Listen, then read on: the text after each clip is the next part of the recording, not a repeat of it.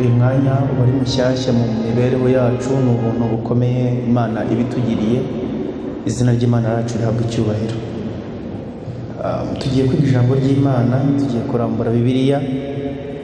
Ngira ngo twibukiranye ejo igihe twarebaga isomo rigufiya, icyakora wenda bitoroshye kubera impamvu z'ukuntu binatureba cyane muri iyi minsi. Igihe byahishwe 13 umurongo wa 3 batubwira yuko umwe mu mitwe y'inyamaswa ya kane yavuye mu nyanja, yakomeretse uruguma rwica, ariko urwo ruguma rukaza gukira. Kimwe mu bintu byari byarakomerekeje Roma cyangwa se ubupapa, umutwe wakomeretse n'uhagarariye ubupapa, no kuvumburwa kwa Bibiliya, kongera gushyirwa ahagaragara k'umucyo wa Bibiliya, kandi abantu bakanezezwa no kuyigenderamo mu buryo bukomeye cyane nk'uko tumaze kubyumva n'ubundi, kugeza aho ibikomangoma byo mu Budage byafashe umwanzuro mwumvise bikavuga biti iri jambo ni ryo kuri ryonyine, kandi niryo tugomba kugira urufatiro rw'imibereho yacu. Ati kandi n'umuntu wese wabaga kuri urufatiro azabasha gutsinda imbaraga zose zikuzimu mu gihe ibyo abantu bahagurukije kurirwanya bizatsindirwa imbere y'Imana. Igihe cyose abantu bari bakishingikiriza ku ijambo ry'Imana, hagiye habaho n'ingaruka zigendana no kumvira no kwishingikiriza ku ijambo ry'Imana, yaba ari ingaruka z'iby'umwuka ndetse n'ingaruka z'ibigaragara, kuko nimwiga n'amateka y'iterambere ry'ibihugu muri iyi minsi, n'ibihugu biteye imbere bifite imibereho kuruta y'ibindi bihugu ni ibihugu byashinzwe ku mahame y'ubuprotestani nka Leta Zunze Ubumwe za Amerika n'Uburayi bw'Amajyaruguru. Bivuze ngo ijambo ry'Imana nk'uko ibyanditswe n'undi bitubwira, mu kuryubahiriza abantu babigiriye neza, yaba ari mu buryo bw'umwuka ariko no mu buryo bufatika, cyane cyane yuko Imana ntabwo abantu bayikurikira yabatererana ngo bari bo babayeho nabi, nubwo itazabaho ibya mirenge. Hari amagambo Ellen White yanditse neza cyane mu gitabo cy'Uwifuzwa ibihe byose, aravuga ngo ntabwo Imana yasezeraniye abayikurikira kubaha ibya mirenge. Ibyo kurya byabo bibasha kuba ibyoroheje, imyambaro yabo ibasha kuba imyambaro yoroheje, ndetse n'ibyo bashobora kubibona mu buryo wenda bunagoranye, ariko baranditse ngo Imana yabasezeraniye yuko izabaha icyo bakeneye cyose, ngo kandi bafite ikindi kintu gikomeye isi idashobora gutanga, ni Kristo uhora iruhande rwabo. Nubwo abantu wenda bajya bagira impungenge cyane cyane iyo umurongo wo kwiyegurira Imana by'ukuri uvuzwe, iyo umurongo wo kwihana no kugira ngo abantu twivaneho ibintu byacu twiyanditse twakira gukiranuka kwa Kristo iyo uvuzwe, buri muntu wese atashyira ku munzani ikintu uwo murongo ugiye kumuhombya. Umuntu akumva biraza kurangira ahombye ibintu byose afite, agahitamo kubigundira akabura ubugingo buhoraho. Ariko nyamabwira iki kintu, biriya bintu n'ubushukanyi bukomeye cyane Satani aba yarashyize imbere y'abantu. Ntabwo abantu bubaha Imana aribo babaho nabi. Ibyo bintu ntahantu byanditse muri Bibiliya, kugeza ku rwego no mu buhamya tubona muri Bibiliya, ndetse bikazongera bikanabaho. Baranditse mu gitabo cy'inyandiko z'ibanze, baravuga bati, Ellen White yandika, igihe n'akaga kazaba kamaze kwisuka ku isi, abana b'Imana bahungiye mu misozi no mu bihanamanga, Ellen White yaranditse ngo nibiba ngombwa Imana ishobora no kubagushiriza amanu kugira ngo bayirye, ngo kandi nibinaba ngombwa ishobora no gutegeka ibikona kugira ngo bibagaburire nk'uko yabitegetse bikagaburira irya. Rero mu kwiringira Imana niho umuntu aba afite ubwishingizi bukomeye cyane. Niyo mpamvu mu gihe ijambo ry'Uwiteka rivugwa, ntabwo dukwiriye kumva ibyo Satani atwongorera ngo bitubuze kandi dutandukanye n'Imana, cyane cyane ko ahantu urwego iyi si igeze ku rwego rwo gutwaza abantu igitugu cyane, ku buryo abantu usanga ari n'imbata z'ibintu byabo bafite, bakaba bafiteho ijambo ariko bikaba ari byo yabagize imbata. Kimwe mu bintu bikomeye rero twabonye byatumye inyamaswa yavuye mu nyanja, umwe mu mitwe yayo ukomereka uruguma rwica, ni ukubera ko ijambo ry'Uwiteka ryashyizwe imbere rikamurikira imibereho y'abantu, abantu bakava mu mwijima, bagatakariza icyizere cyose bari bafitiye Kiliziya Gatolika, bakemera kuyoboka ibyo ijambo ry'Uwiteka ribabwira. Ariko kandi gukira kuri uruguma muri iyi minsi tuvuga ngo urwo ruguma ruzakira, nubwo byari ubuhanuzi, urwo ruguma rwamaze gukira. Icyarukijije nta kindi, amahame y'Igiprotestani yose ubuprotestani bwari bwubakiyeho yose, abaprotestani bamaze kuyahakana, yaba ari mu rwego rw'amatorero n'amasezerano abantu bagiranye na Roma n'ubupapa, kugeza ubwo ahantu muzanabibonera. Nta kuntu ushobora kumbwira ukuntu ishyirahamwe ry'amadini yose asenga ibigirwamana, kuko harimo n'ababudiste muri no shyirahamwe ry'amadini, abasenga ibya gakondo n'ibindi hirya no hino, n'abayisilamu bishyira ku murongo umwe kuvuga ngo reka basenga Imana kimwe, kandi atari uko mu by'ukuri hari uwihannye muri bo, ahubwo bose bashyize Bibiliya ku ruhande bishyiraho umurongo bagomba kugenderaho. uretse no kuvuga ngo ubwo bwumvikane bw'amadini bwagejeje ku gukira k'uruguma rwa Roma. Murabizi ko n'umwaka ushize, umwaka w'ubanjirije wa 2017, babisinyiye bakemera gusaba Kiliziya Gatolika imbabazi, kandi babizi neza yuko mu mahame yayo yose nta hame na rimwe ryahindutse, ahubwo ko abaporotesitanti nibo basubiye inyuma. Birongera bikatujyana no ku murongo twasorejeho nimugoroba, natwe abavuga ko turi ubwoko bw'Imana. Amagambo nababwiye Pastor Ted Wilson yavuze mu nama y'ubuyobozi bwa General Conference mu mwaka wa 2013, agaragaza ikibazo gikomeye cyane. Bwa mbere bahereye ku bushakashatsi bwakozwe n'urwego rwa General Conference rushinzwe ibarurisha mibare, bagaragaza yuko umuryango umwe mu miryango 3 y'Abadiventiste umunsi wa karindwi niwo wonyine ugira gahunda yo gusenga buri munsi. Nababwiye ikintu, amahano yose ari kuri iyi si ari ku mitwe y'abantu babiri, ari ku mutwe wa Roma, nka Babuloni ikomeye yateretse amahanga yose inzoga, amahanga agasinda izo nzoga Babuloni ikomeye yiteretse, nka ba nyirabayazana nyine wo kugomera Imana hano ku isi. Ariko akaga kari ku isi kari no ku mutwe w'itorero rya karindwi, w'itorero ry'Imana mu gihe cya karindwi, iri torero tubarizwamo. Kuko mu gihe umwijima ugose isi, ibyahishe igice cya mbere n'icya kabiri n'icya gatatu, hatubwira yuko itorero ry'Imana niryo tabaza Imana yashyize ku gitereko cyaryo kugira ngo rimurikire abari mu nzu bose. Kuba isi bundikiwe n'umwijima, imibereho yacu itamuri ku mucyo, ibyo bintu tubifitemo uruhare kandi tuzabibazwa. Biraza kukorohera cyane niwivana w'ikibazo ukagishyira ku bandi, ukavuga ubwo havuzwe itorero, ubwo ko ari ubuyobozi, ubwo ko ari inzego z'ubuyobozi bw'itorero kugira muri General Conference. Ariko kugira ngo wumve icyaha ufite buri muntu wese ku giti cye wicaye aha, aho ukorera ku kazi, mu biro, mu isoko aho ucururiza, aho wiga, aho uba mu rugo iwawe, mu baturanyi, ntabwo pasitoro, ntabwo umukuru w'itorero, ntabwo perezida wa General Conference, ntabwo rero bazaza kubwiriza abaturanyi bawe, si bazaza kuvuga ubutumwa ku kazi aho ukorera.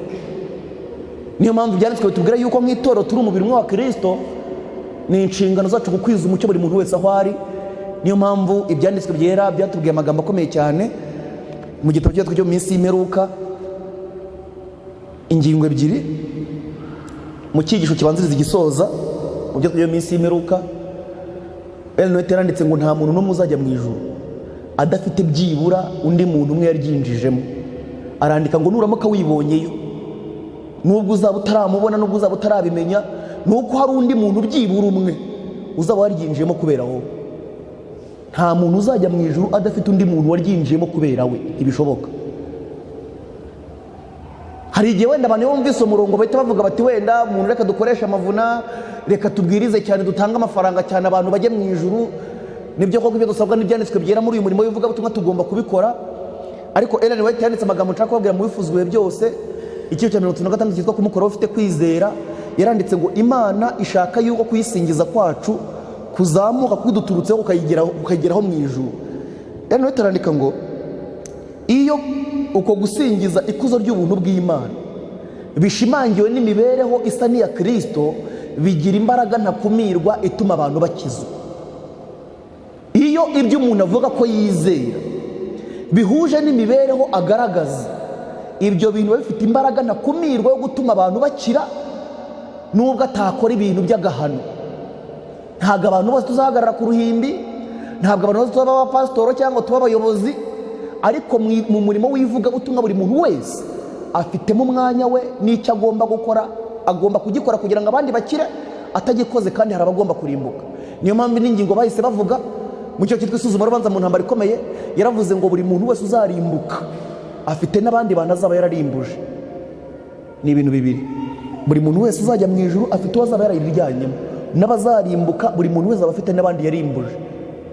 Bivuze ngo buri mibereho yose umuntu abaho ni imbuto iba igomba kugira umusaruro wayo.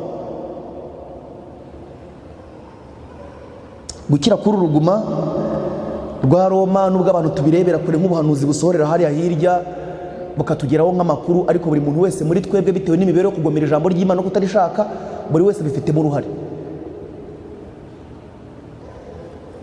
Ibyahishwe igice cya 3 niyo tugiye gusoma ibyahishuwe igice cya 3. Turasoma duhere ku murongo wa 14 turageza ku murongo wa 22. Ubutumwa bwandikiwe abi Lawodikiya. Mu gihe ubutumwa turi kubusoma nabasobanuriye by'amatora 7 twarabyize kugeza mu gihe cya 7 gihera mu mwaka wa 1444 kugeza igihe Kristo azagarukira. Igihe kiri torero kibarizwamo itorero ry'abadivantisme wa 7. Nibiba ngombwa wenda tuzajya no kubisesengura cyane, ariko muzanabyigire Bibiliya murazifite. Ni twebwe tubwirwa muri aya magambo. Haranditswe ngo wandikire marayika w'itorero ry'i Lawodikiya uti wita amen, umugabo guhamya kandi ukiranuka w'ukuri, inkomoko y'iby'Imana yaremye, aravuga aya magambo ati nzi imirimo yawe yuko udakonje kandi ntubire. Iyo wari ukonje cyangwa wari ubize, nuko rero kuko uri akazi uyazi udakonje ntubire, ngiye kukuruka. Kuko uvuga uti ndi umukene ndatunze kandi ndatunganiwe ntacyo nkennye, utazi yuko uri umutindi wo kubabarirwa kandi uri umukene n'impumyi ndetse wambaye ubusa. Dore ndakugira inama, ungureho izahabu yatunganijwe mu ruganda ubone uko uba umutunzi, kandi ungureho n'imyenda yera kugira ngo wambare isoni z'ubwambare bwawe zitagaragara, kandi ungureho umuti wo gusiga ku maso yawe kugira ngo uhumuke. Abo nkunda bose ndabacyaha nkabahana ibihano, nuko rero gira umwete wihane. Dore mpagaze ku rugi ndakomanga, umuntu niyumva ijwi ryanjye agakingura urugi nzinjira iwe dusangire. Unesha nzamuha kwicara nanjye ku ntebe yanjye y'ubwami, nkuko nanjye nanesheje nkicara na data ku ntebe ye. Ufite ugutwi niyumve ibyo umwuka abwira amatorero. Ubutumwa tumaze gusoma muri iyi mirongo butugenewe burimo ikibazo dufite n'umuti wacyo. Uburemere bw'ikibazo dufite buraremereye cyane ku rwego umuntu wese akwiriye gusenga Imana kugira ngo ibi bintu ibimwumvishe, kuko mu matorero yose yabayeho nitwe dufite ikibazo kiremereye cyane kugeza ku rwego nta kintu kimwe Imana dushingiye nk'uko byagiye bibaho mu matorero yabanje. Ariko ikibazo gikomeye cyane ngira ngo mbabwire gishingiye ku murongo wa 17 w'ibyahishwe cya 3. Haranditse ngo kuko uvuga uti ndi umukene ndatunze ndatunganiwe ntacyo nkennye. Ndagira ngo mbabwire iki kintu mu rugendo rwose twiganye rwa gikristo, ndagira ngo mugitega amatwi. Igihe mu Kristo ari mu mudugudu wa rimbukiro, imiterere n'akaga yari arimo yari abisangiye na buri muntu wese wari mu mudugudu wa rimbukiro, ariko umutwaro yikoreye ku mutima we ukamubuza kurya ukamubuza kunywa. Yagira ngo agiye kubibwira umugore we n'abana be n'abaturanyi be, bagahura bakavuga bati mva uyu muntu ashobora kuba yarwaye indwara isarisha, mureka tumuryamishe mu gitondo, hari igihe ashobora kubyuka yaruhutse, stress yagabanutse, akongera agasubira ku murongo usanzwe. Mu gitabo cy'umugenzi namwe mwaragisomye, baranditse mu Kristo avuga ngo ijoro ryanganije n'amanywa kumubabaza. Uyu mutwaro mu Kristo yari yikoreye ntabwo byari bivuze yuko ari wowe wari kuzarimbuka cyane kuruta abandi. Yari yavuye kuri uyu murongo uvuga ngo ndi umukene atunze kandi atunganiwe. Uyu murongo niwo abantu bose bo mu mudugudu rimbukiro bariho. Ntabwo byatewe nuko ari we warakoze ibyaha byinshi kuruta abo bandi, ahubwo ikibazo gishingiye mu magambo n'ubundi Yesu yavuze muri Matayo 5. Aravuga ngo hahirwa abakene mu mitima yabo kuko ubwami bwo mu ijuru ari ubwabo. Nta kintu na kimwe Imana ishobora gukorera umuntu ukiyumvamo umutekano, nta kintu na kimwe Imana ishobora gukorera umuntu ukiyumvamo ko nta bukene afite, nta na kimwe. Ndagira mabwire iki kintu, nubwo akenshi iyo tubwirije no mu miterere y'amategeko y'Imana niko amategeko y'Imana ateye. Ababwira umuntu ngo ntugasambane, ababwira umuntu ngo ntukice, ababwira umuntu ngo ntukibe, noneho umuntu we akumva ko ikintu abwiwe ari ugukora imirimo igendanye n'ibyo amategeko amusabye. Uyu murongo ntabwo ari Bibiliya ivuga. Umurimo w'amategeko ni ukomeza umunyabyaha ibyaha bye.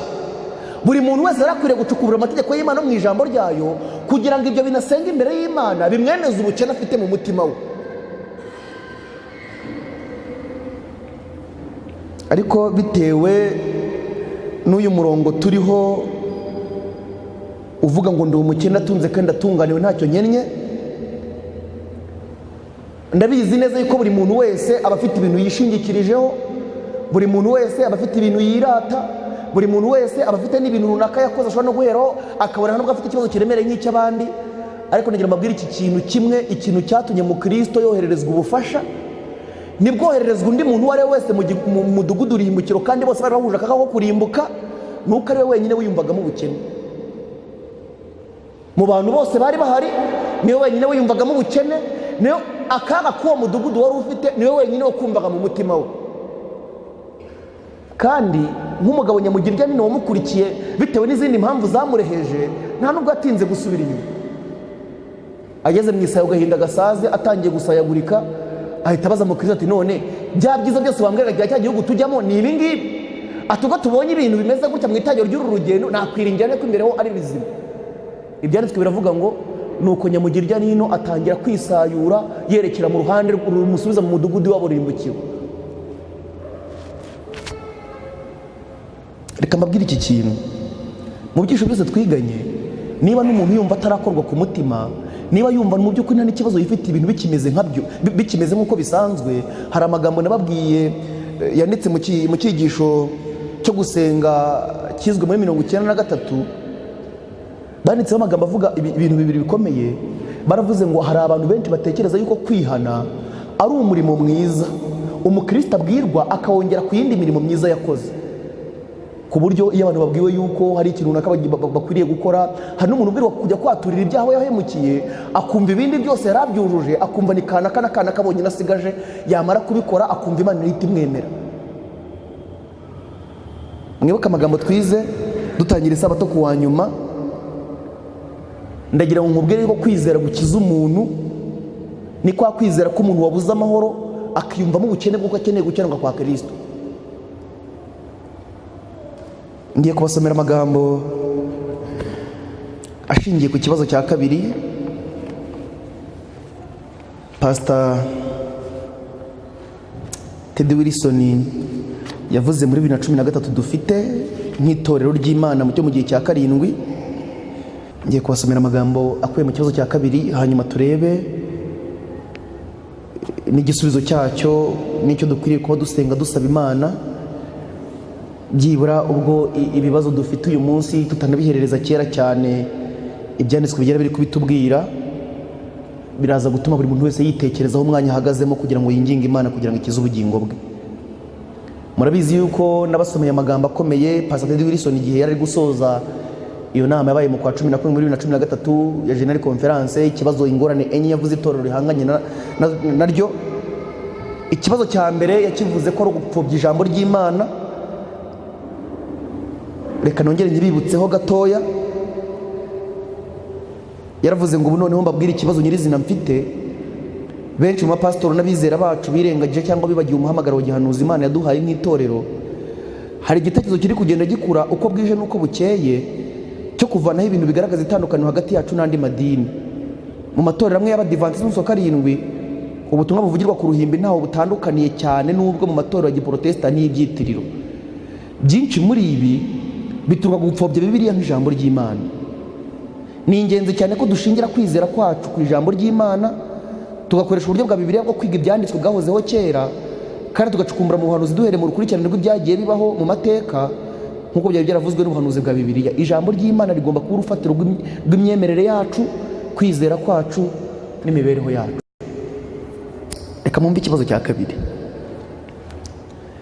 Yatangiye akivugaho agitangira avuga ngo ndibuka amagambo asobanutse neza ya Ellen White yanditse mu gitabo cyitwa Manuscript Release volume ya mbere kuri page 58.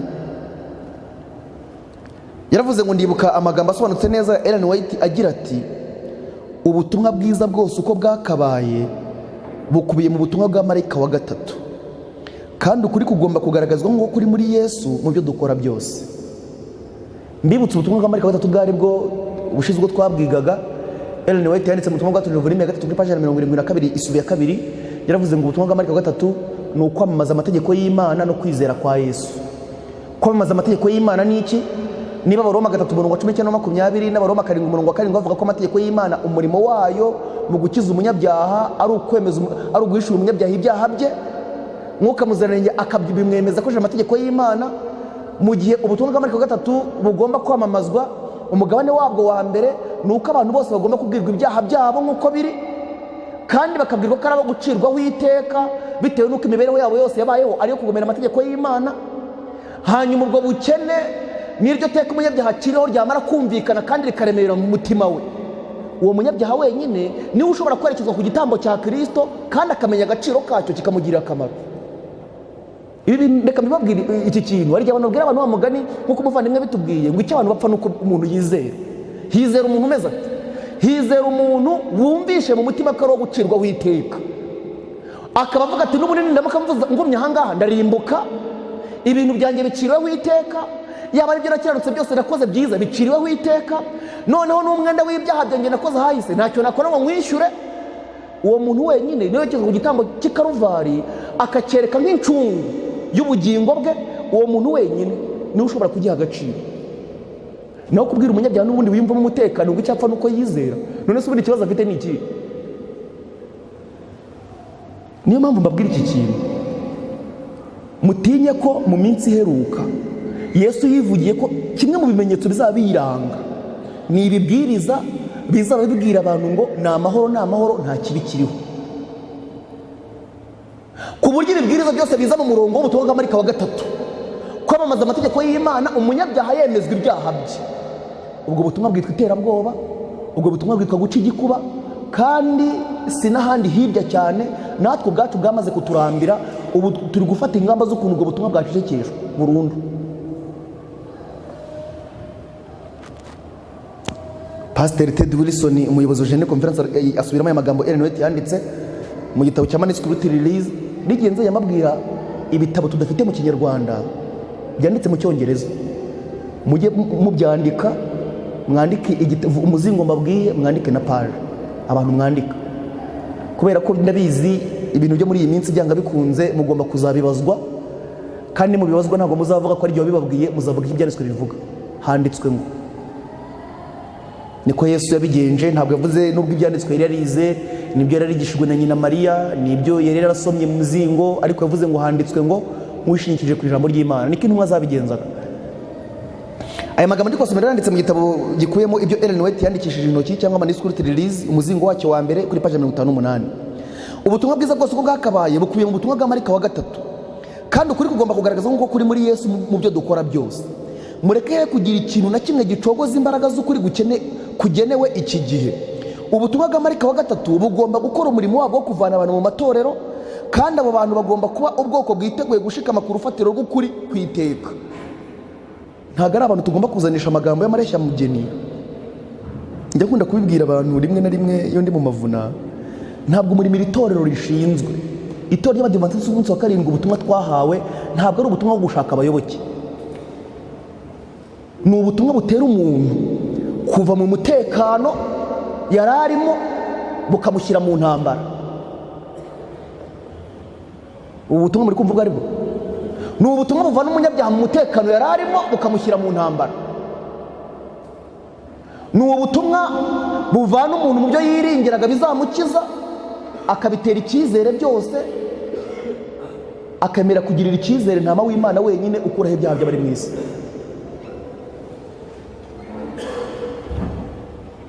Ubutumwa dutwaye, niko Ellen White yakomeje avuga, ubutumwa dutwaye ni ubutumwa bw'ubugingo n'urupfu, kandi tugomba kubureka bukagaragara nk'uko buri, nk'imbaraga ikomeye y'Imana. Ubutumwa bwa Marika wa 3 umurimo wabwo wa mbere ni uguciraho iteka umunyabyaha, bukamwemeza yuko ari uwo kurimbuka igihe cyose akibaho imibereho abayeho, igihe cyose. Kugira ngo iki kintu tucyumve neza, hari igihe abantu bajya batekereza yuko igihe amategeko y'Imana avuzwe n'ingingo z'ubutumwa bwiza zikavugwa, yuko ikintu baba basabwa ari ugutunganya ingeso zabo. Ariko ibyo bintu nta kintu na kimwe bashobora kumubarira umuntu, kuko igihe cyose umuntu yishe itegeko ry'Imana, uwo mwenda uba wanditse mu gitabo cyo mu ijuru imbere ye ko yishe itegeko ry'Imana. Kandi Abaroma 6:23 ibihembo by'ibyaha ni iki? Ni urupfu. Icyo nicyo agomba kwishyura kugira ngo ubutabera bw'Imana bunyurwe. Nicyo cyatumye mwizerwa igihe yaganiraga na Mukristo yaramubwiraga ati ikintu kimwe rukumbi cyagukiza ni uko ushobora kubarwaho gukiranuka k'umuntu utarigeze akora icyaha. Kuko gukiranuka kwa Kristo utarigeze akora icyaha nta mwenda n'umwe Kristo ari mu butabera bw'Imana. Imibereho yose yabayeho hano ku isi kuva yavuka agapfa akazuka agasubira mu ijuru, yose yayibayeho yumvira amategeko y'Imana n'ijambo ryayo, akurikiza ibyo ibisabwa byose. icyakiza umunyabyaha ni uko yabarwaho gukenuka kwa Kristo utarigeze akora icyaha. Kandi impamvu agomba kwatura ibyaha bye ni uko agomba kwemera icyo gitambo ko aricyo kigomba kuba incungu y'umwenda wose yishyuzwa mu butabera bw'Imana. Naho ubundi ibyaha umuntu yakoze kera nubwo yahagarariraho, batanze urugero ku cyo kivuga ubuhamya bwa byiringiro mu mugenzi, baravuga ngo nk'umuntu aramutse yarafashe ibintu arimo umwenda w'20 mu iduka ry'umuntu, yarangiza agaparikira aho ngaho umwenda atawishyuye, agatangira akishyura ibintu byose azajya agura kuri uwo muntu. Ibyo bintu yagura hanyuma y'ibyo nubwo byaba ari miliyari nyinshi, byahanaguza wa mwenda atarishyura. Hagomba kwishyura wa mwenda. Kandi icyo tubyozwa n'ubutabera bw'Imana ni uko ubugingo bukora icyaha bugomba gupfa. Ubutumwa dutwaye n'ubutumwa bw'ubugingo n'urupfu, kandi tugomba kubureka bukagaragara nk'uko buri, nk'imbaraga ikomeye y'Imana. Tugomba kubutangaza mu mbaraga zabwo zose. Uwiteka azatuma bugera ku ntego. Imana ishimwe cyane. Buriya ntimukabone ibintu byaracitse ngo umuntu abone isi yose isa nkaho yakurikiye Satani. Ubutumwa bw'Imana, Imana ubwayo izatuma bugera ku ntego. Kandi n'ubundi abizi no muri aya materaniro, nubwo byanga bikunze n'ubundi hatazaburamo abantu barangara bikabapfira ubusa, bikaba n'ubundi nk'ibindi byose bisanzwe biba. Ndabizi yuko ku bw'aya materaniro hari abantu Imana yaragiriye neza, kandi hari abantu bazanabifatiramo imyanzuro, nubwo hari n'abazabibona nk'ibindi byose bisanzwe biza, hakazanatangazwa n'ayandi materaniro n'ayandi akazaza, bagakomeza kubona muri uwo murongo buri gihe. Ariko ndabizi ko abantu bazagundira aya mahirwe Imana yabahaye, cyane cyane yuko iyo umuntu arushaho kwinangira atumvira amararika Imana imuha, uwo muntu aba ari kugenda asubira inyuma cyane, ku buryo biba bimworoheye no kuzongera kwinangira ku wundi mucyo uzaza. Ikibazo nyirizina rero, Pastor Wilson muri 2013 nyine yakomeje avuga aya magambo ati binyerekeza ku kibazo cyanjye cya kabiri giteye ubwoba. Icyo kibazo ni ikihe? Yaravuze ngo ni ubwiyongere bwo kwihuza n'isi mu matorero yacu menshi buteye inkeke. Yesu bivuze neza ubwo yasengaga agira ati, sinsaba ko bakura mu isi ahubwo barinda umubi. Yohana 14:15. Intumwa Yohana yongeyeho ati, ntimugakunde iby'isi cyangwa ibiri mu isi. Umuntu nakunda iby'isi, gukunda Data wa twese ntikuba kuri muri we, kuko ikiri mu isi cyose ari irari ry'umubiri, ari n'irari ry'amaso, cyangwa kwibona ku by'ubugingo, bidaturuka kuri Data wa twese, ahubwo bituruka mu isi. Kandi isi irashira no kwifuza kwayo, ariko ukora iby'Imana ishaka azahoraho iteka ryose. Urwandiko rwa mbere rwanditswe n'Yohana 2:15-17. Reka mwumve aya magambo. Buri gihe itorero ryabayeho rihanganye n'akaga ko gutakaza intego yaryo no kugambanira ubudahemuka rigomba kugirira Kristo binyuze mu kwemerera isi kuyobora imitekerereze yaryo. Uko turushaho kwegereza ibihe bya nyuma, niko umwanzi azakuba kabiri umuhati we muri uru rwego. Mpangayikishijwe na gahunda zo kwihuza n'isi ziri kugenda zinjira muri amwe mu matorero yacu. Twese turabizi, tudafite umuziki umeze nka kwa kundi ntabwo abantu bakunda ibyo turirimba, sibyo? Tudafite babwiriza kwa kundi biringiza abantu ibitangaza, ntabwo abantu dushobora kubona umubare mwinshi w'abantu. Niyo mahame twubatse. Hadakorerwa izi strategy na ziriya zitaboneka muri Bibiliya, ntabwo twakubaka urusengero, ntabwo twabona amafaranga. Nagira amabwira iki kintu, ibi byo ntimuzanabisubiremo niba hari n'abandi bayobozi muri no mu iteraniro. Ntabwo ikibazo gikomeye itoro ry'Imana rifite ari amafaranga, kuko nabibabwiye nimujye no muri Bibiliya, mu bihe 7 byabayeho by'itoro ry'Imana, iri torero niryo rifite amafaranga kuruta andi matorero yose yigeze kubaho. Itorero ry'intumwa Yesu yarishingiye ku bantu, yanabwiye ngo nibate imirimo yabo bamukurikire. Imana ikora ku bantu bemejwe ubutumwa bwiza, bemera gutanga ubutunzi bwabo kugira ngo ubutumwa bwiza buvugwe. Kandi n'igihe cyose abantu bazabiyeguriye Imana by'ukuri, imbuto zizagaragara mu kwitangira Imana by'ukuri, yaba ari amafaranga yabo, yaba ari igihe cyabo, yaba ari imiryango yabo, na buri mugabane wose w'ubuzima bwabo uzakora muri gahunda yo gukora iby'Imana ishaka. itorero ry'Imana yarishinze ihereye ku bantu boroheje cyane ariko bari baremeye kuyoborwa n'umwuka w'Imana, kandi rigera ku ntsinzi risohoza umurimo Imana yari yarishinze. Reka ndaje mbibasomere Pastor Wilson muri aya magambo abivuga. Mpangayikishijwe na gahunda zo kwihuza n'isi ziri kugenda zinjira muri amwe matorero yacu. Urugero ruhanitse rwigeze kwishimirwa n'abadivantisi umunsi wa karindwi mu mirire, mu myambarire, mu myidagaduro no mu bijyanye no gukomeza isabato, ruri kugenda ruhinduka ikintu cy'ahahise. Nibyo cyangwa ntabwo ari byo? Aya magambo ndi kuyabasomera ndagira ngo tutazakomeza kwiga ibintu mu kirere, ngo twumve iteka duciriweho kuko kunyuranya n'Imana, ngo twumve ubukene dufite, abantu bakomeza kubifatira mu mvugo yo muri Bibiliya kuko hari ukuntu ijambo ry'Imana rivugwa umuntu akumva ni gahunda y'amateraniro. Nyine hari gahunda yateguwe, tukaririmba indirimbo, korali ikaririmba, umubwiriza akajyaho, tugataha tukazongera tukagaruka. Ibi bintu biratureba buri muntu wese ku giti cye, ibi bintu biratureba kuri buri muryango wose, ibi bintu biratureba ku itorero. Hari umuntu uzatangazwa n'ukuntu mu rubanza azabazwa n'ibintu we yumva ahantu nta bintu na bimwe, nta hantu hamwe yarahuriye nabyo, ahubwo ari uko ibyo bintu yemeye kubikora akabirahirira, iyo ndahiro akayirahira, ariko ntiyigere yita kuri iyo nshingano n'umunsi n'umwe. Ibi bintu bizatangaza abantu.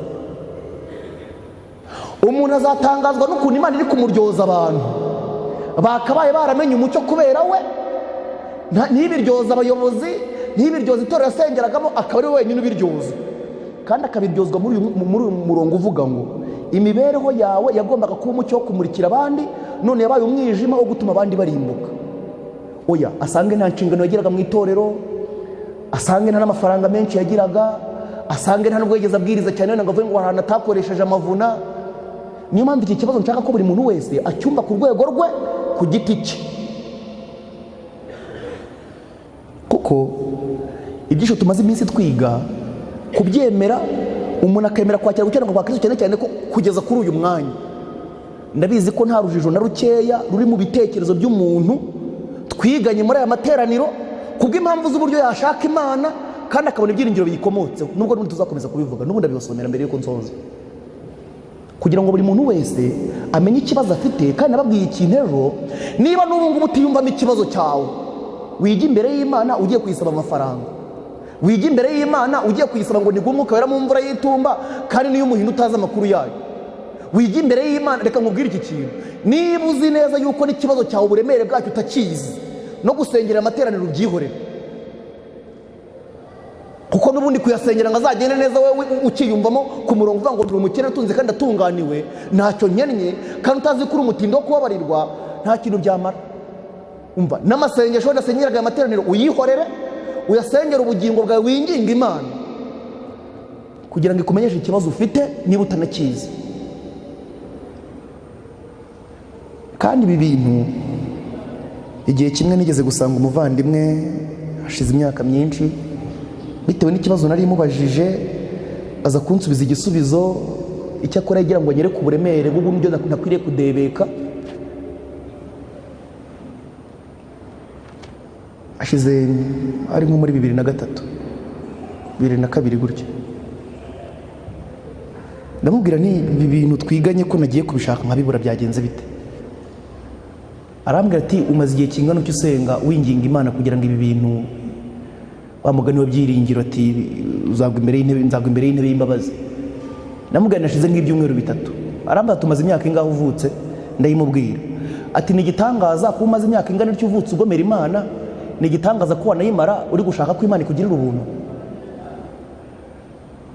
Mu by'ukuri ntabwo abivuze nk'umurongo mushya muri Bibiliya yandikiye ngo wanditse muri Bibiliya ngo niko Imana yateganije, cyane cyane ko iyo myaka atari Imana yateganije. Nababwiye amagambo yanditse mu gitabo cy'ibifuzwa byose page 17 yuko mu gihe umuntu yifuza Imana by'ukuri kandi ubwo bukene akaba bwiyumvamo kandi agahendahenda Imana, si ibintu bisaba iminsi, si ibintu bisaba amezi, si ibintu bisaba imyaka, Imana uwo muntu arimo korera.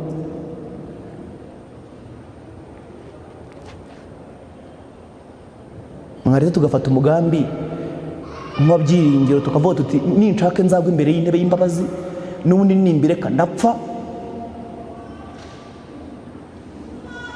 byibura nzapfe nsenga ninginga Imana. kandi iki kibazo kigomba kuba ari ikibazo umuntu aremereza, cya kindi iyo ari mu rugo ari gusenga agihendahendera Imana, yaba ari mu nzira agenda akagihendahendera Imana muri ya masengesho umuntu agomba kugirana n'Imana, atari bya bindi umuntu akora ubundi imiti yo abantu benshi bafata umuti w'ubugingo bwabo nk'imiti yo kwa muganga, akumva araza gusenga mu gitondo saa sita na nimugoroba cyangwa mu gitondo nimugoroba akumva ibintu birahagije. Yaravuze ngo mpangayikishijwe na gahunda zo kwihuza n'isi ziri kugenda zinjira muri ayo matorero yacu. Urugero ruhanitse rwigeze kwishimirwa n'abadivantisiti b'umunsi wa karindwi mu mirire, mu myambarire, mu myidagaduro no mu bijyanye no gukomeza isabato, ruri kugenda ruhinduka ikintu cy'ahahise. Iyo abizera birimbisha nk'ab'isi. Uyu ni umuyobozi w'itorero ku isi yose uri kutubwira aya magambo. Nababwiye ko aya magambo ndi kubasomera abashobora kuyakurikira mu Cyongereza, mushobora kuyasanga ku rubuga rw'itorero adventist.org, mushobora kujyaho mukabyirebera ku byigisho byose na raporo z'amanama biba biriho. Iyo abizera birimbisha nk'ab'isi, bakambara nk'ab'isi, bagakunda imyidagaduro y'ab'isi, bakumva umuziki w'isi, kandi bakaba barigaruriwe n'ibihangano bya Hollywood cyangwa se filime, ubu Kristo nyakuri burakendera, maze umwanzi akabona inzira zimwinjiza mu mitima. Iyo ubutumwa bw'abadivantisite bwo kwirinda no kwitungira amagara mazima bufashwa butagize icyo bumaze, cyangwa bugafatwa nko kwihambira ku mategeko cyangwa ubwaka, aho kubufata nk'impano y'igiciro cyinshi twahawe n'umuremyi udukunda, haba hari ubuyobe buteye ubwoba. Kandi uyu mwanya niwo duhagazemo umugabane munini. Abantu birinda, n'abantu bakabya, abantu buri gihe bahora bavuga ngo umuntu ngo ajye yambara gutya, ngo ajye arya gutya. N'uyu murongo abantu benshi bariho, ariko hari ubuyobe buteye ubwoba nk'uko umuyobozi yabivuze. Reka nongereho ko mu by'ukuri tutazajyanwa mu ijuru n'ibyo turya, cyangwa ko tugaragaza ko turi mu madini, ko turi abanyadini. Dufite agakiza kaboneka binyuze mu mbaraga n'amaraso ya Yesu Kristo. Ariko iyo Yesu yinjiye mu bugingo bwacu kandi akadukoreramo mu mbaraga ze, akaduha gutsindishirizwa, iyo mbaraga ituzanira kwezwa, ariko gutuma tugira wa mutima wari muri Kristo Yesu. Nicyo na Ellen White yanditse mu butumwa tuje volume ya 6, aravuga ngo iyo umuntu avuga yuko yahindutse, ariko ko guhinduka ntikugaragare mu mibereho ye y'inyuma y'ibigaragara abantu bareba, Ellen White yaravuze ngo uko guhinduka bavuga ko bari ikinyoma, uwo muntu ababeshye. Ntabwo dukizwa n'ibyo turya, ntabwo dukizwa n'ibyo twambara, ntabwo dukizwa n'umuhati tugaragaza mu bintu by'itorero, oya. Ariko iyo Kristo ageze mu bugingo, ahindura buri kintu cyose, agatuma umuntu yambara nk'uko Bibiliya ivuga, akarya nk'uko Bibiliya ivuga, agakora inshingano ze mu itorero no mu muryango no ku kazi nk'uko Bibiliya ivuga. Niyo mpamvu nimusome muri Matayo igice cya 5, Matayo igice cya 5, kugira ngo mwumve uyu murongo Yesu yongera kuwubwira abantu. Matayo igice cya 5 umurongo 14.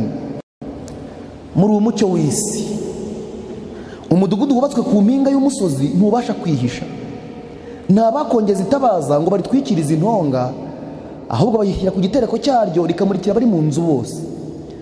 Aba ari ko umucyo wanyu ubonekera imbere y'abantu, kugira ngo babone imirimo yanyu myiza, bahere ko bahimbaze So mu ijuru.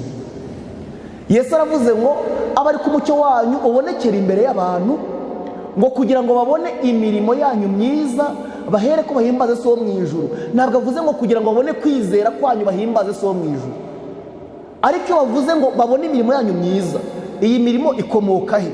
Iyi ni ya mirimo ya wa muntu wambitswe gukenuka kwa Kristo, kwa gukenuka k'umuntu utarigeze akora icyaha. Kuko hari ukuntu abantu bahita bumva bagiye gutunganya ibintu runaka ngo Imana ikundi bene, ariko imbaraga ituma abandi bahinduka, imbaraga ituma abantu batuzengurutse bose bahamya Imana kandi bakumva barayifuje, ntabwo ari imbaraga ituruka mu byo twiyambitse inyuma, ni imbaraga ituruka imbere muri twebwe mu gihe dukoreramo. Inama z'igihugu cy'Itorero cya 6 cyitwa ubugingo bwejejwe, baranditse ngo umukristo nyakuri ijuru ryishimira kandi rikamubara nk'umwana w'Imana hano ku isi.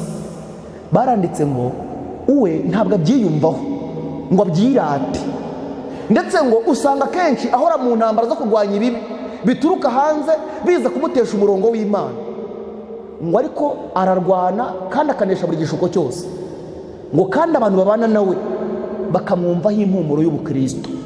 Ndagira ngo wumve iryo jambo Ellen White yakoresheje, abantu babana nawe bakamwumvaho impumuro y'ubukristo. Impumuro ntabwo ari urusaku ruvuga, impumuro ntabwo ari pankarite abantu bamanika. Biragaragaza yuko imbaraga iri murimo ibisakara mu bamuzengurutse, ku buryo ibi bintu yaba ari we yaba aramuzengurutse babishaka batabishaka, iyi mbaraga igira ikintu cyiza ikora ku bantu bamuzengurutse. Niyo mpamvu ibintu tugomba kubishaka kuruta uko dushaka iby'isi.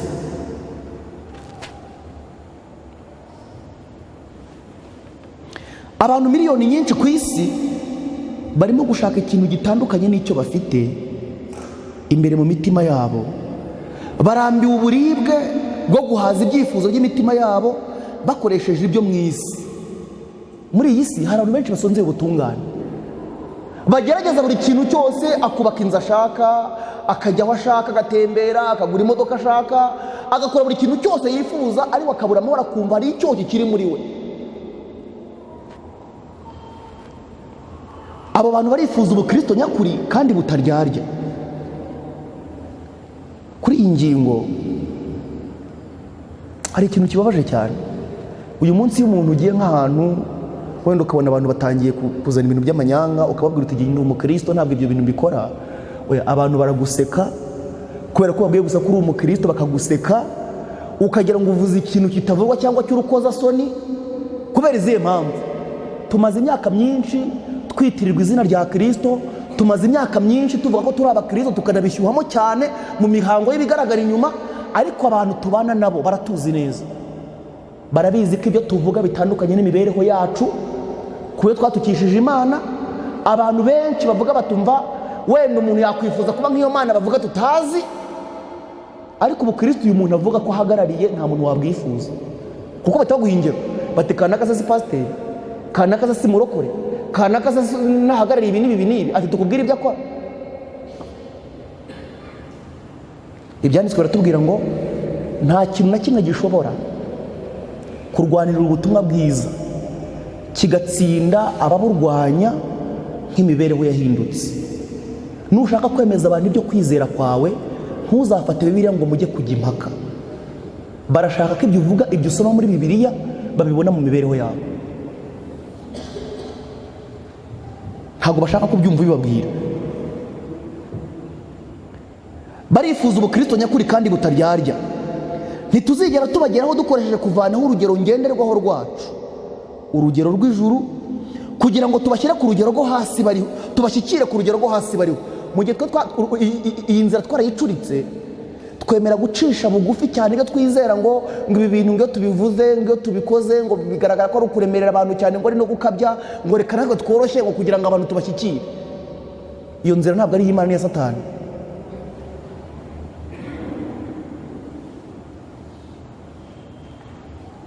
Ntabwo abantu benshi bazi ko umuntu ashobora gusohoza imigambi ya Satani aba no mu itorero, afite n'inshingano zikomeye, ari umuyobozi. Reka mbabaze ikibazo. Umuntu Yesu yabwiye ngo mva inyuma Satani, yari umufarisayo? Yari umukoresha w'ikoro? Yari maraya? We yabwiye ngo mva inyuma Satani, yari umwigishwa we.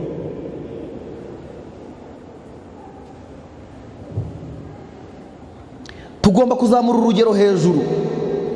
Iki si igihe cyo kwambara no kurya ibintu byahimbwe n'umwanzi, si igihe cyo kujya mu binezeza no gutwarwa n'imbaraga y'isi. Iki ni igihe cyo kuzamura urugero rw'Imana hejuru cyane ngo isi rwitegereze. Aya magambo uyu muyobozi yavuze ni meza cyane.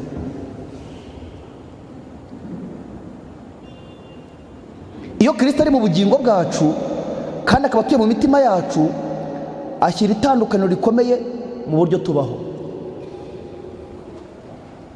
Ibi bintu bigenda bite kugira ngo izi mpinduka zize mu muntu?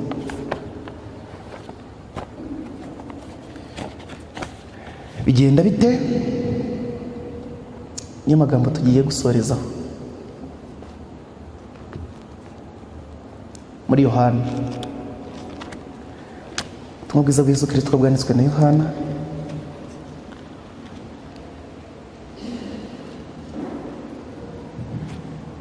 igice cya gatatu. Ubutumwa bwiza bwa Yesu ko bwanditswe na igice cya gatatu. Hari umugabo nawe yabaga muri General Conference yo muri Isirayeli, yari umuyobozi wari ufite imirimo myiza myinshi cyane yakoraga, na Yesu adahakana ko yayikoze, yubahwa n'abantu cyane, agatanga amafaranga menshi, yafashaga imirimo yakorerwa mu rusengero i Yerusalemu, muzabisoma mu bifuzwe byose cyo 17. Ariko atangazwa no kubona kiri uko ameze uko nguko, Imana idashobora kumwemera.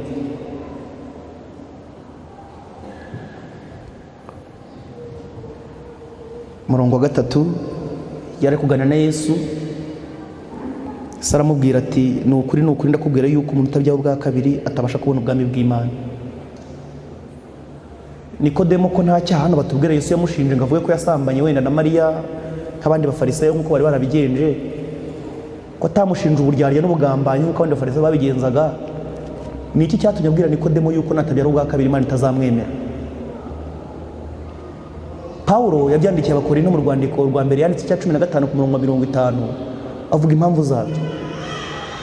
Paulo aravuze ngo nuko rero bene data icyo mvuga ni iki, yuko abafite umubiri n'amaraso bisa batabasha kuraga ubwami bw'Imana, kandi bibora ntabwo babasha kuraga ibitabora. Kugeza kuri uyu mwanya, kuri uyu munota, icyo Nikodemo yari afite gusa nk'icyo benshi muri twe dufite, icyo Nikodemo yari afite gusa nk'icyo benshi kibateye umutekano, ni umubiri n'amaraso bisa, kandi ibyo ntabwo bibasha kuraga ubwami bw'Imana. Icyo Nikodemo yari afite ni ibibora bitabasha kuraga ibitabora. Hari impinduka zagombaga kubaho, kandi izo mpinduka zibasha kuzanwa gusa n'umurimo Mwuka Muziranenge akorera mu mutima w'umunyabyaha. Hari ikintu abantu wenda iyo bavuze yuko ari umurimo Mwuka Muziranenge akora, hari ukuntu bahita bitsindisha bakavuga niba ari Mwuka ugomba kubikora ubwo azaza bikore, ndagira ngo nireke Imana kubwo nyine kuko ntabyikora nta kundi nabigenza.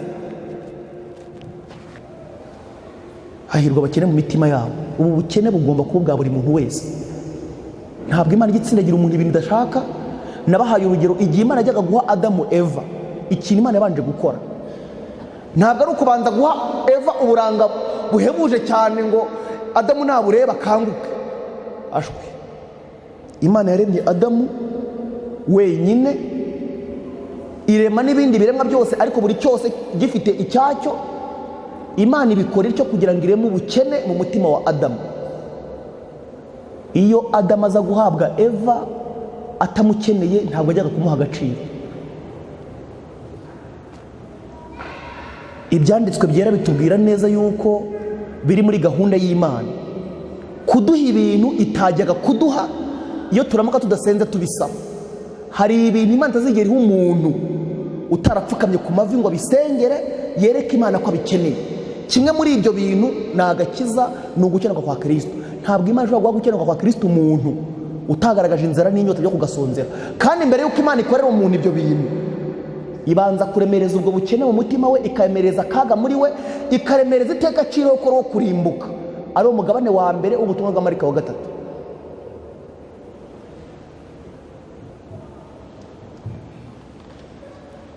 Nikodemo aramubwira ati umuntu yabasha kubyarwa akuze? Ibyo bintu byashoboka bite ku muntu umaze imyaka 20 mu itorero, 10 ushimwa, udafite icyaregwa, ufite n'ibindi byinshi yongeyeho akabyiyambika? Byashoboka bite ko wamubwira ngo nasenye ibyo bintu byose, wa mugani wawe no mu gihugu urimbukiro ajya inzira ataza hiri kumujyana? Saramubwira ati ni ukuri ndakubwira yuko umuntu utabyawe n'amazi n'umwuka atabasha kwinjira mu bwami bw'Imana. Ikibyarwa n'umubiri nacyo ni umubiri, n'ikibyarwa n'umwuka nacyo ni umwuka. Kugeza kuri iyi ntambwe Nikodemo icyo yari afite ni umubiri gusa, nk'uwo benshi bafite, akaba agomba kubyarwa n'umwuka. Yakobo igice cya 18.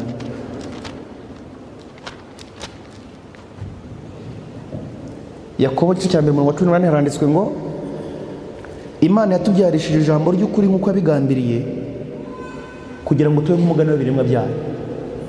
Mutinye yuko kuri buri ntambwe yose Mukristo ajya kugira agahinda n'umutwaro yari afite.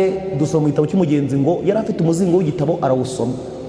Mubwirizabutumwa aza kuhamusanga hari umuzingo w'igitabo yamuhaye. Ku musaraba hari umuzingo w'igitabo yahakuye. Kandi mu nzira uko agenda ntabwo avuga ko yabaye imizingo myinshi. Igihe byiringiro yari gushaka kugirirwa ubuntu n'Imana, mu buhamya bwa byiringiro nyine, kimwe mu bintu yahawe kugira ngo bimwiringize ko Imana izamwemera kandi ikamwakira, yahawe umuzingo w'igitabo ngo kijye kimuhumuriza. Niko banditse.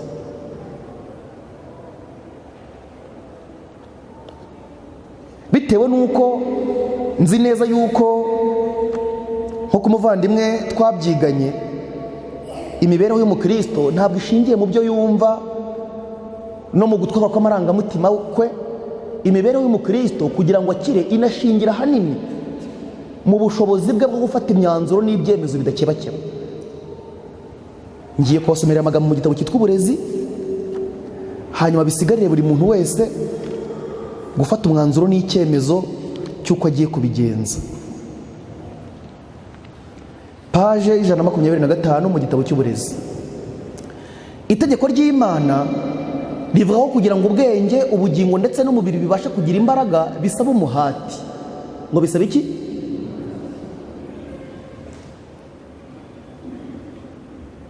Gukora imyitozo nibyo biteza imbere iyo migabane. Hakurikijwe iri tegeko, Imana yashyize mu ijambo ryayo uburyo tugomba gukurikiza kugira ngo dukure mu by'ubwenge no mu by'umwuka. Ibyangombwa Imana yabishyize mu ijambo ryayo. Bibiliya yuzuyemo amahame yose abantu bakeneye gusobanukirwa kugira ngo babe bujuje ibyangombwa by'ubu buzima n'iby'ubuzima dutegereje. Nta muntu n'umwe ufite umwuka wo kunyurwa n'inyigisho za Bibiliya ushobora gusoma umurongo umwe ngo abure kuwungukiramo igitekerezo runaka kimwubaka. Ariko inyigisho y'ingirakamaro cyane Bibiliya yigisha ntushobora kuyibona uramutse wize Bibiliya rimwe na rimwe. Niba ugira gahunda yo kwiga Bibiliya uyu munsi, ejo ukayisubika bitewe na gahunda nyinshi wagize, ejo n'izindi gahunda zagufashe. Ibi bintu Satani kandi n'umuhanga. Satani yashyizeho amagahunda abundikira abantu, agenda akabubarara hejuru ku buryo umwanya wo kwiga ibyanditswe buri munsi ubura. Wagira ngo uramwigobote uteye intambwe wenda ngo hari ibindi ugiyemo, zikaba rya bindi za gahunda zo kwitsindishiriza, gahunda zo mu idini, zo mu itorero. Umuntu agahora muri gahunda zo mu itorero zidacika, zitamuha umwanya wo kubana n'Imana ku giti cye. Zigahora ari gahunda z'iyobokamana zimwubarareyeho gusa kubera ko yumva ko ari muri gahunda z'itorero, mu murimo w'Imana, ari kuririmba, ari gukora amavuna, afite inama runaka z'umurimo w'Imana yagiyemo. Ibyo bintu bikamutwara, akumva yuko Imana ibyo bintu izabireba ngo hanyuma inoze isano uwo muntu agomba kugirana n'Imana. Ntibibaho. Ibyanditswe tubwira ngo Yesu yajyaga asiga abantu mu kibaya bamutegereje, bashaka akabigisha, akabasiga akabata, mukajya kwiherera n'Imana mu misozi.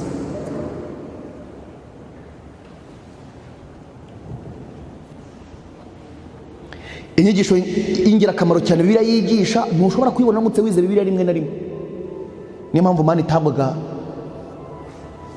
uyu munsi ngo Imana yemerera Abisirayeli kuyihunika ngo nyuma y'icyumweru, nyuma y'ibyumweru tubazaze gutoragura indi. Imana itunga ubugingo itoragurwa buri munsi. Ntabwo kuri guhebuje kuri muri Bibiliya kwatanzwe ku buryo umuntu usoma huti huti cyangwa usoma atagira icyo yitaho ashobora kugusobanukirwa. Indi ngingo, nunashyiraho ibihe byo kwiga Bibiliya buri munsi, umenye ko no kwiga huti huti cyangwa kwiga bya nyirarureshwa utabyitayeho bidashobora kugira impinduka bikuzanira.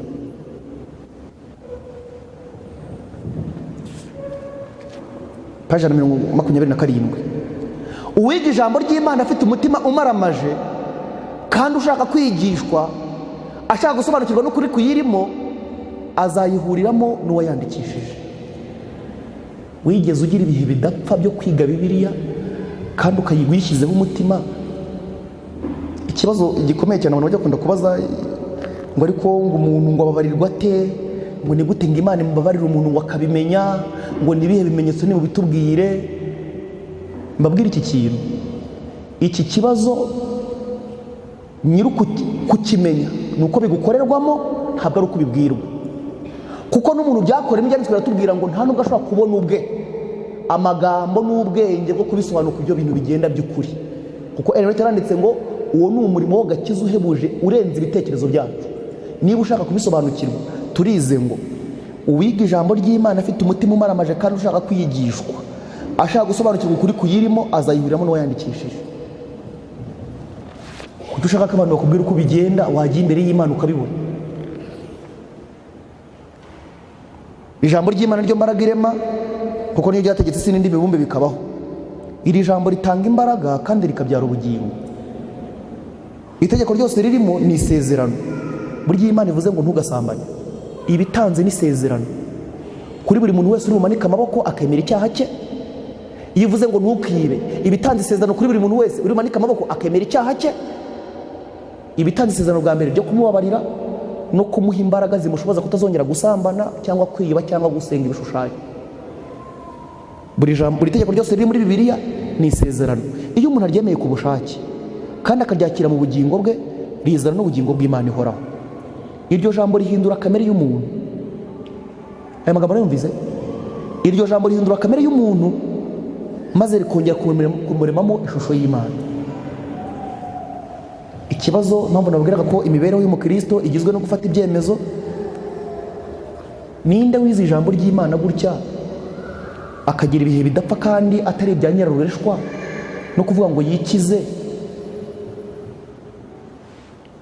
ibi bintu akaba imbere y'Imana, uyu munsi akaba yamanika ukuboko agashinja Imana yuko itamuhinduye?